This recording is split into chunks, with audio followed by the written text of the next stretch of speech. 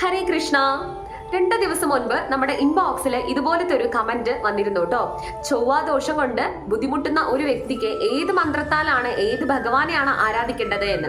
ചൊവ്വാദോഷത്തിൽ ബുദ്ധിമുട്ടി നിൽക്കുന്ന വ്യക്തിയാണ് നിങ്ങൾ എന്നുണ്ടെങ്കിൽ നിങ്ങൾ സുബ്രഹ്മണ്യ സ്വാമിയെ ആരാധിക്കുന്നത് വളരെയധികം ശ്രേഷ്ഠകരമായിട്ടാണ് കാണപ്പെടുന്നത്.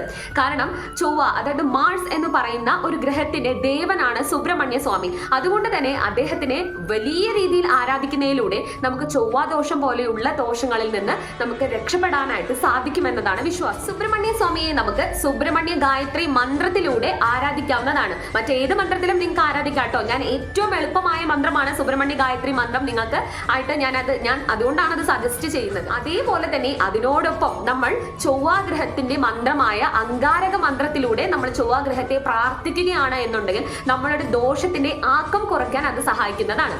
ഇനി ഈ 2 മന്ത്രങ്ങളും ഞാൻ നിങ്ങൾക്ക് പറഞ്ഞു തരാം. ആദ്യം നമുക്ക് സുബ്രഹ്മണ്യ ഗായത്രി മന്ത്രത്തിലേക്ക് കടക്കാം. ഓം തത്പുരുഷായ വിദ്മഹേ മഹാസേനായ ധീമഹി തന്നോ ഷൺമുഖ പ്രചോദയാത്. ഇതാണ് സുബ്രഹ്മണ്യ ഗായത്രി. ഇനി നമുക്ക് അങ്കാരക ഗായത്രിയിലേക്ക് കടക്കാം. അതായത് ചൊവ്വാഗ്രഹത്തെ നമ്മൾ അങ്കാരകം എന്ന് പറയുന്നത് അങ്കാരക ഗായത്രിയിലേക്ക് കടക്കാം. ഓം വീരധ്വജായ വിദ്മഹേ വിഘ്നഹസ്തായ ധീമഹി തന്നോ ഭൗമ പ്രചോദയാത്. ഈ 2 മന്ത്രങ്ങളും ചൊവ്വാദോഷമുള്ള വ്യക്തികൾ ചൊല്ലുകയാണെന്നുണ്ടെങ്കിൽ വളരെയധികം ശ്രേഷ്ഠകരമാണ്. മറ്റ് ഏത് മന്ത്രത്തിലൂടെ നമുക്ക് സുബ്രഹ്മണ്യ സ്വാമിയെയും ചൊവ്വാഗ്രഹത്തെയും നമുക്ക് പ്രാർത്ഥിക്കാവുന്നതാണ്. ഇത്രയും പറഞ്ഞു നിർത്തുന്നു. ഹരേ കൃഷ്ണ.